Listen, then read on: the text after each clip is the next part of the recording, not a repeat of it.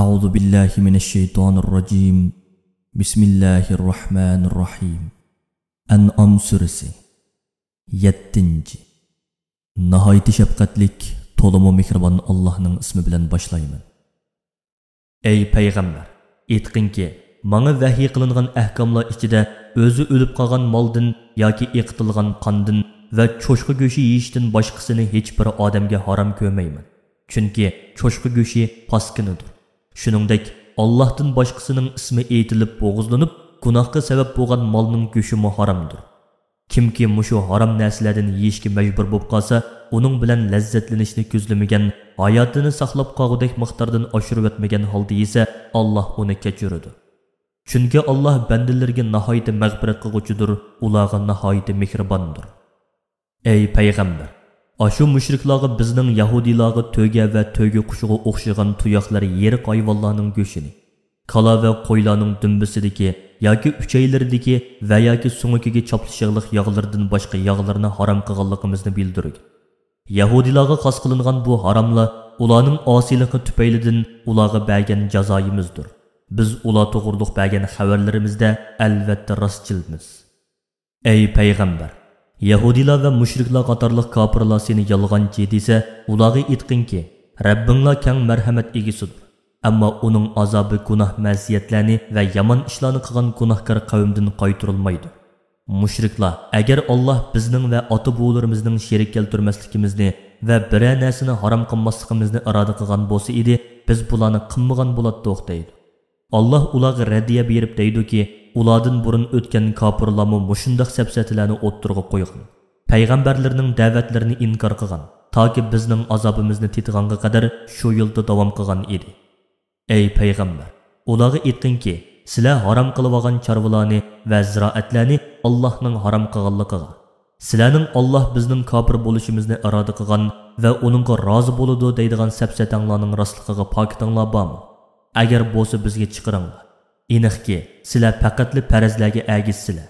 Sizlar faqatli yolg'on gap qilasizlar. Ey payg'ambar, ularga aytqinki, sizlarning pokitinglar bo'lmasa, Allohning yetarlik pokiti bor. Alloh uning bilan sizlarning yolg'onchiliginglarni o'ttirg'a chiqaradi. Agar Alloh xolisi edi, hammanglarni albatta to'g'ri yo'lda mengishga muvaffaq qilgan bo'ladi. Ey payg'ambar, ashu mushriklarga sizlar harom qilib olgan chorvalarni va ziroatlarni Allah haram qilgan edi deb guvohlik beradigan guvohchilaringlarni chaqirib kelinglar degan. Agar ular shundoq deb yolg'ondan guvohlik bersa, sen ularga hargiz ishonmagin. O'zlarining nafsi xohishiga agishib, Allah halol qilgan narsalarni harom deb olgan va Allah haram qilgan narsalarni halol sanagan ashu ozg'unlarning qilmishini qo'llamagin.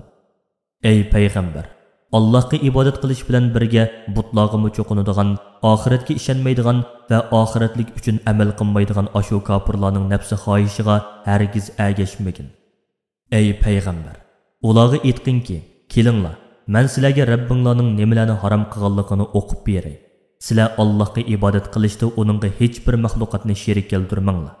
Allohdan qo'rqish, rahmatini umid qilish, uningga duo qilish qatorliq barliq ibodatlarni Allohning o'ziga qilinglar. Ota-onanglarga kuyinib, yaxshi xizmat qilinglar. Namratlik tufaylidan balanglarni o'ldirmanglar. Chunki Alloh sizlarga ularga rizq beradi. Oshkora va yushirin qabih ishlarning hech qaysiga yaqinlashmanglar. Alloh o'ldirishni harom qilgan jonni o'ldirmanglar. Faqatli qotildan haqliq ravishda qisos elish, o'ylik o'choqliq turuqliq, zina qilganlarni jazolash va murtadni o'ldirish buningdan mustasnodir. Sizlarni aqlini ishiltib, Alloh harom qilgan narsalardan va ma'ni qilgan ishlardan yiroq tursin deb Allah sizlarga bu ishlarni tavsiya qildi.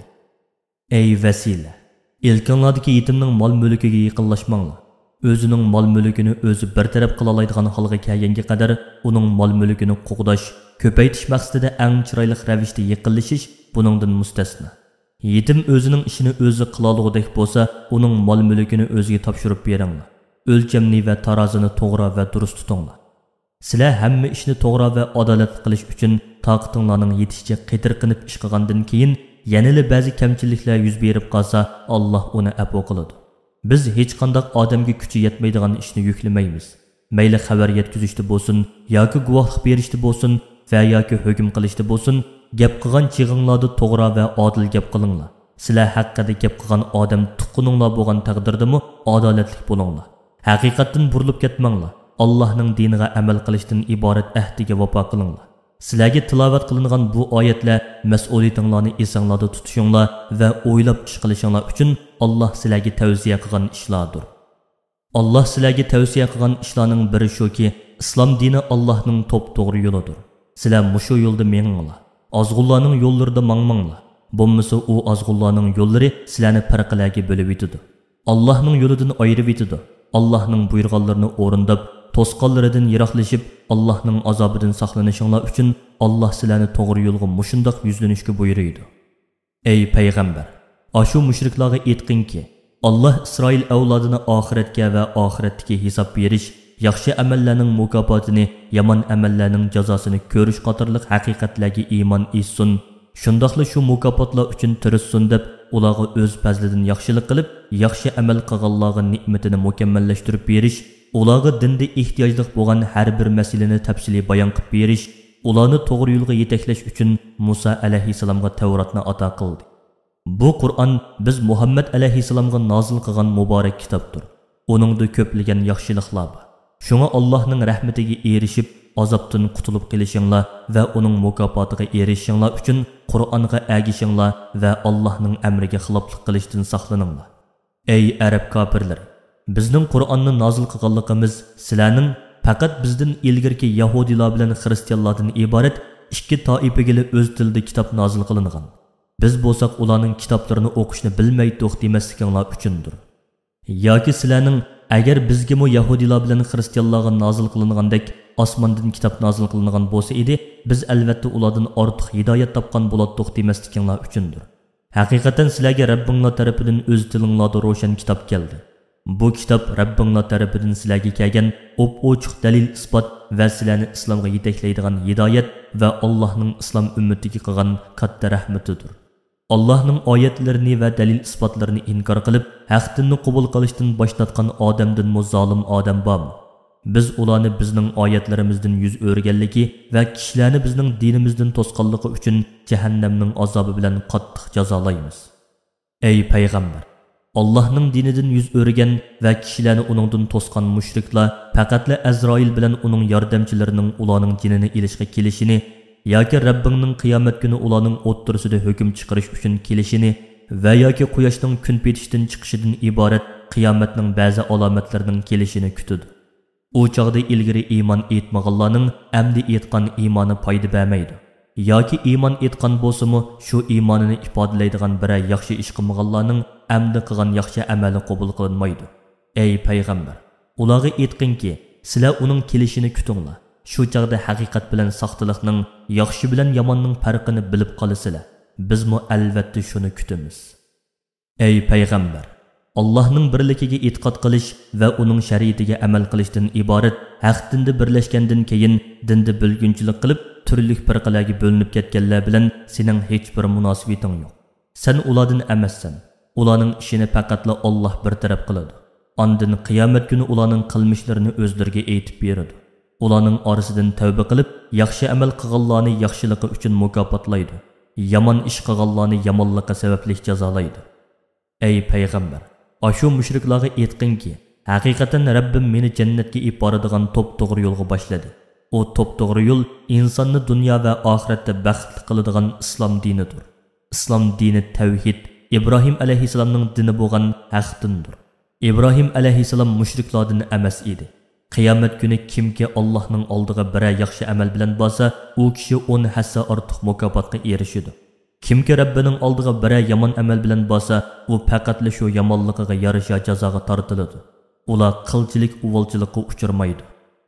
Ey payg'ambar, ashu mushriklarga aytqinki, mening namozim va qurbonliqim olamlarning Rabbi Alloh uchundir.